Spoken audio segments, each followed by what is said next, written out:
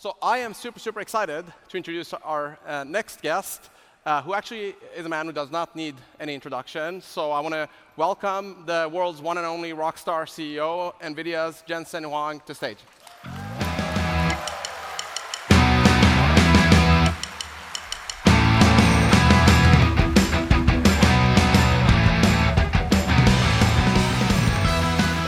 Thank you so much. Awesome. Thank you for coming. So, Matt, I just want to start, just looking at NVIDIA's amazing performance, $3 trillion. Like, did you imagine it would be this way, say, 5 years ago, that the world would unfold this way? Sure, from the very beginning. It's so awesome to see. Any advice for a, fellow CEO? How do we get there? Whatever you do, don't build GPUs. OK. All right, let me tell the team we need to back out. Awesome, man. So we spent a lot of time this morning talking about data intelligence, which, by what we mean, enterprises, they have all this proprietary data, training AI models that's customized on their data that they have. How important is that? Is that something you see? Is that something that we need to invest more in? What are you hearing? Well, every company's business data is their gold mine. And every company is sitting on gold mines. If you have a flywheel of services or products, customers enjoying those services and products, giving you feedback, you've been collecting data for a long period of time. It could be customer related, it could be market related, it could be supply chain related. All of us have flywheels of data that we've been collecting for a long time. We're sitting on mountains of it. But the fact of the matter is, none of us have really been able to extract insight, or even more importantly, distill intelligence out of it until now. And so we're pretty fired up. I know we are. Yeah. And we're using it in our chip design. We're using it in our bugs database. We're using it in creating new products and services. And we're using it in our supply chain. And for the very first time, we now have an engineering process that starts with data processing and refinement and learning models and then deploying the models and connecting that flywheel, collecting more data. Wow. Isn't that right? Yeah. And so we're doing that in our company, and it's making it possible for us to frankly be one of the largest small companies in the world. And the reason for that, of course, is because we have so many AIs in the company helping us out, doing amazing things. And I think every company is like this, And so I think this is just an extraordinary time, and it starts with data. It starts with Databricks. That's awesome. Thank you so much. Curious, there's this whole debate brewing. Closed models versus open source models. Are open source going to catch up? Are both going to exist? Is it going to eventually just be dominated by one giant closed source model? What are you seeing? What are you thinking about the whole open source ecosystem, and how important has it been for sort of development of LLMs, and how important is it going to be going forward? Well, we need frontier models. We need amazing frontier models. Of course, the work that OpenAI is doing, the work that Google is doing, really important. Yep. And pushing the frontiers and helping us discover what's possible. But if you were to look at this year, probably the most important events this year were related to open source. Llama 2, now Llama 3, Mistral, the work that you guys did, Databricks, DBRX. Do I have to say DBRX? It's DBRX, right? DBRX, I think really, really cool stuff. Yeah. And the reason why it's so really cool is because it activated every single enterprise company. It made it possible for every company to be an AI company. Isn't that right? You're seeing this yourself, and we're seeing this all over the place. We recently turned Llama 3 into a fully containerized inference microservice. And it's available for downloads. You can go to Hugging Face. You can go to, of course, Databricks. And it's now being integrated into several hundred companies around the world. Wow. And so that tells you something about how open source has activated every company to be an AI company. We're using open source models all over our company, and we create some proprietary ones. We fine-tune open source ones, train them for our data and for our skills. And so I think without open source, it wouldn't have activated this entire global movement for every company to be an AI company. I think it's a huge deal. Yeah, that's super awesome. So both are going to be around, and we need both, like open and close. And is this a NIM framework you're talking about, NIMs, of how you do the survey? Yeah, we call them NIMs, yeah. Yeah. We're super excited. I'm super excited to announce here that we're going to put DBRX inside NIMs, and we're going to serve it on Databricks, and actually any new models that we develop in the future. So we're super excited about NIMs. Yeah. It's actually quite an amazing thing. In order to create one of these endpoints, these APIs, these large language model APIs, the stack is really complicated. These are giant models. Even though they seem small these days, they're still computationally really large, and the computing stack is really complicated. There are hundreds of dependencies necessary to create one of these endpoints. Yeah. And so we created this thing called the NVIDIA Inference Microservice, where we package up all of the dependencies, we optimize all of it.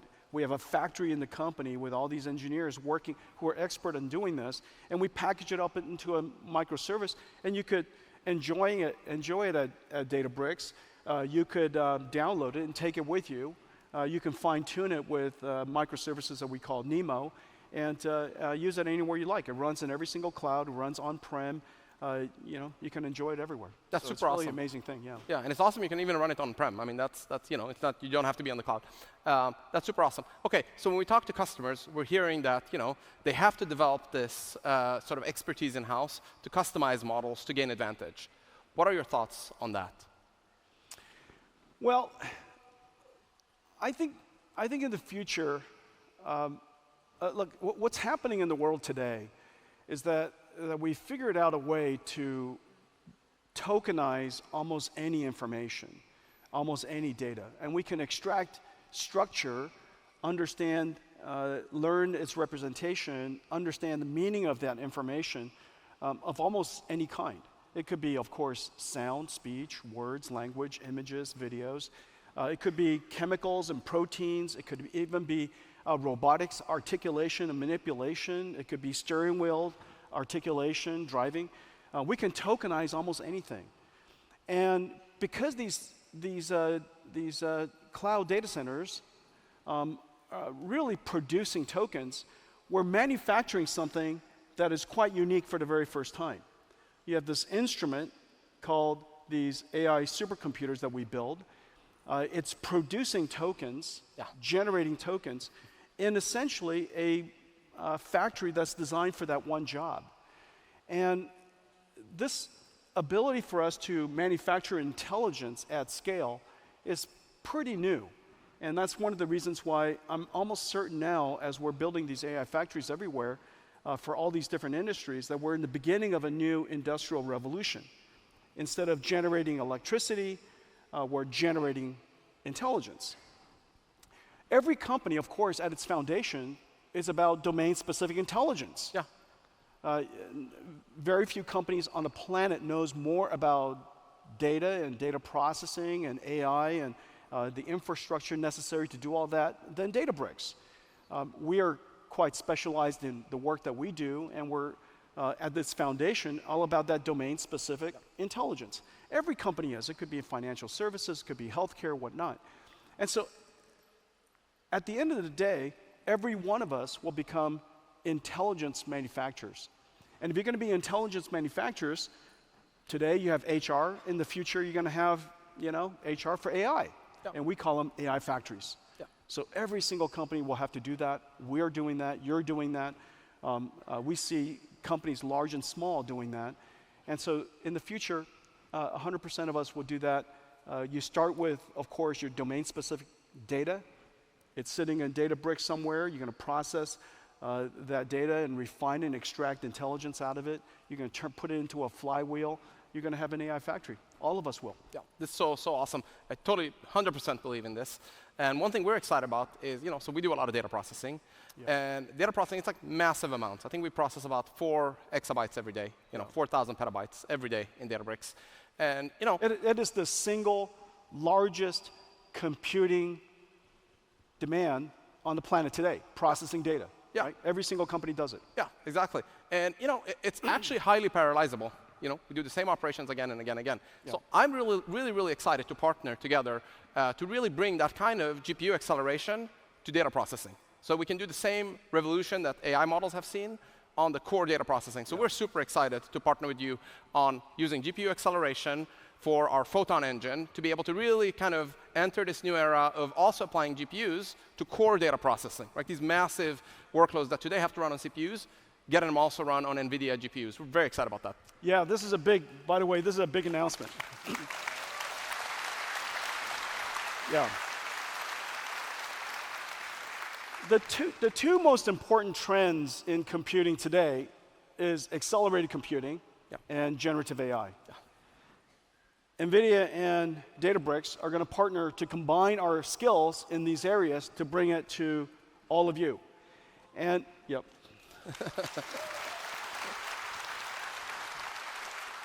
And this work in accelerating data processing, as you know, it's highly parallelizable. Yeah. But it's really arcane, it's really complicated. And the reason for that is just there's so many data formats, there's so many different ways to group and join, and just wrangling data is a really complicated suite of libraries. Yeah. Spark is a super complicated suite of libraries. Yeah. And it's taking us 5 years working around the clock to finally have a suite of libraries that can now accelerate Photon. And this is such a big deal. We've been working on this for a long time. Yeah, for many years. And so now we're going to accelerate Photon and make it possible for all of you to wrangle data, process your data a lot faster, a lot more cost effectively, and very importantly, consume a lot less energy. Yeah, makes a lot of sense. It's a huge deal. Yeah.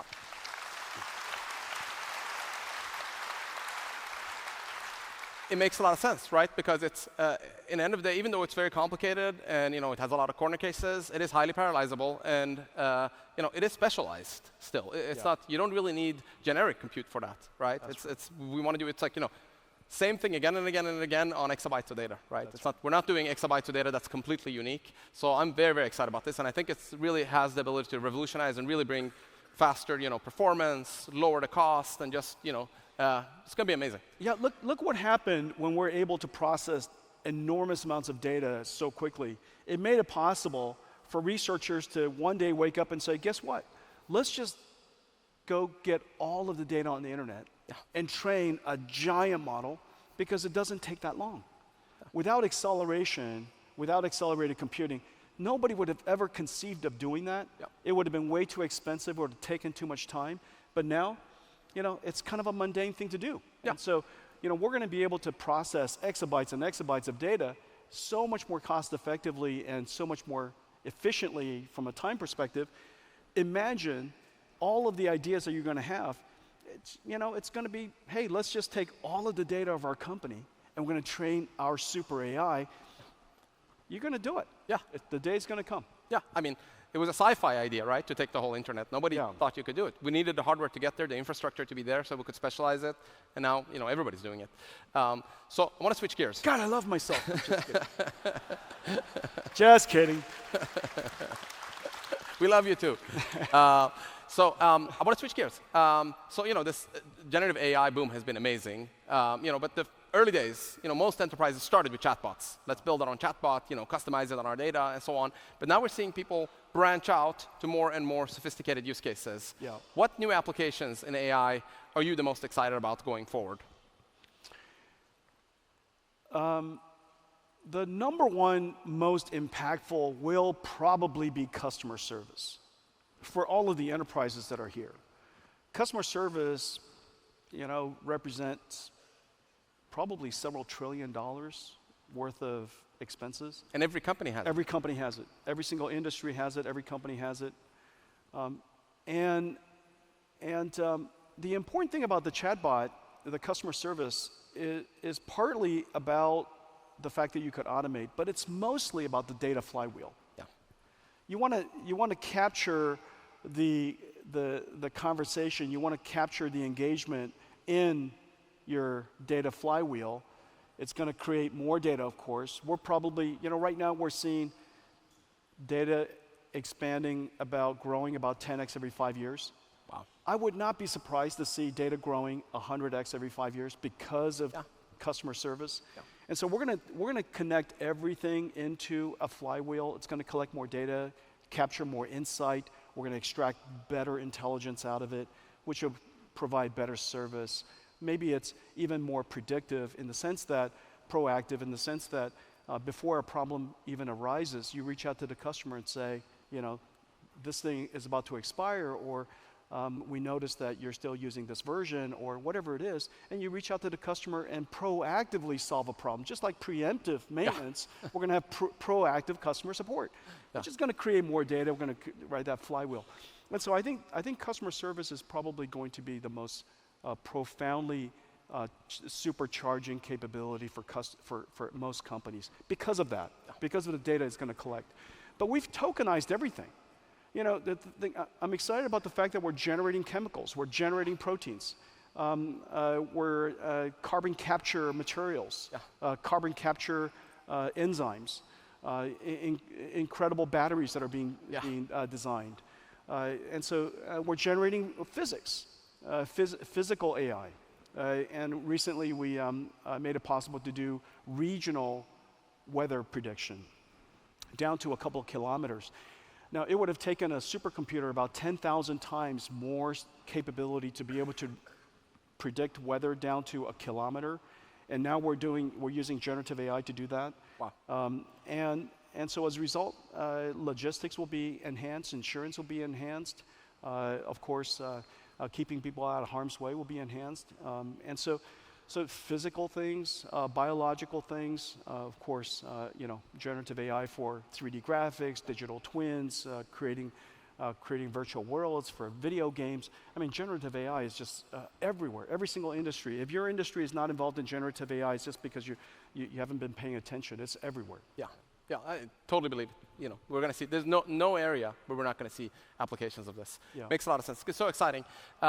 These new frontiers are super exciting, and there's huge needs for data, AI. What's your thoughts on how we can help enterprises make AI that's more sustainable? Well, there's a lot of sustainability has a lot of different perspective. One of the sustainability has to do with energy. Yeah. And remember, AI doesn't care where it went to school. We don't need to put AI training data centers near population where the energy grid is challenged already. We could put it somewhere where it's not challenging. And so that the Earth has a lot more energy. It's just in the wrong places. Yep. And so I think for the very first time, we can go capture that excess energy, compress it into an AI model, and bring these, AI models back to society where we could use it. That's one major thought. And another is, remember that AI is not about training. AI is about inference. Yeah. And it's about the generative capabilities of the AI. You're training the model so that you could use it.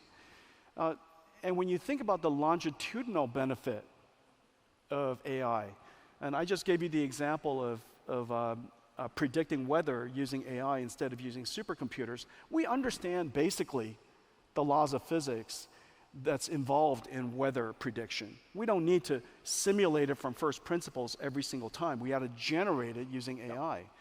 And by generating it using AI, not only do we reduce the amount of time that it takes, improve the resolution that we can generate for, but also the amount of energy by thousands of times. Not tens of, not percentages, thousands of X factors. Well, by doing that, we're doing the same thing by designing chips that you're using in cell phones.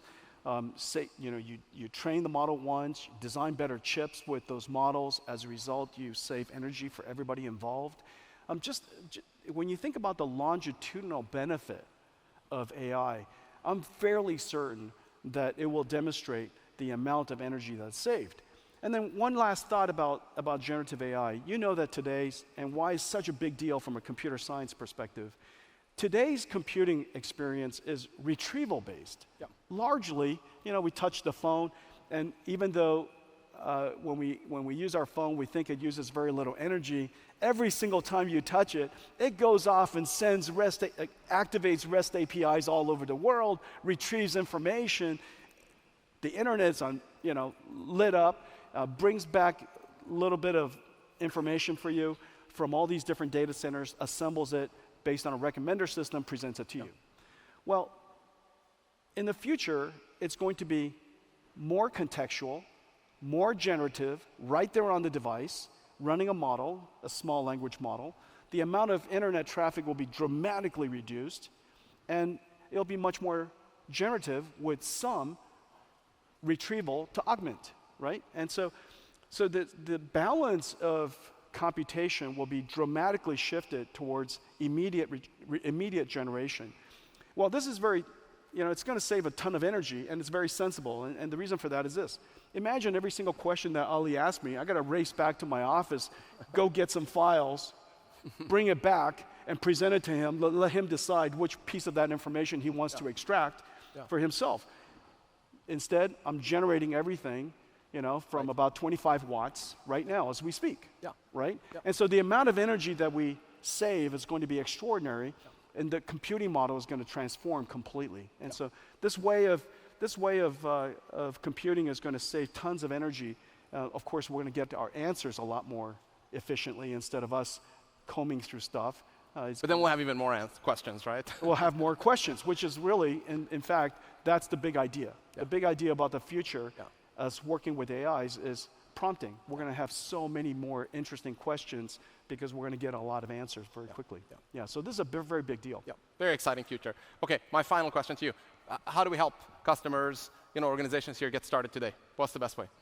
Well, I told you before that I thought the pivot of Databricks expanding from data processing to data governance and store, and then extending it into all the way longitudinally, all the way to extracting intelligence out of that data. I think that was completely genius. And I forget her name, but I thought Cookie Lady did an incredible job. Casey. What's that? Casey. Okay. Don't steal her, please.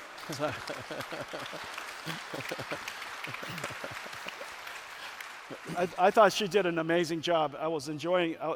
We were backstage, and everybody wanted to talk, but I just wanted to watch her give her demo.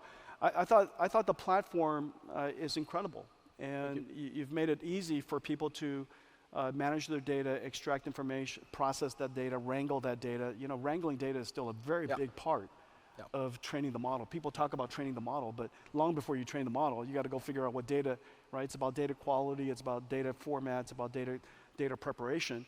And so I think the way you start is come to Databricks and use the Databricks data intelligence platform. Am I right? Yeah, absolutely.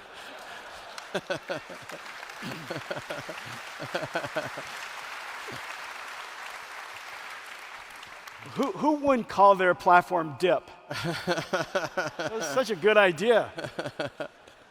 Databricks DIP. Sounds good. I like it.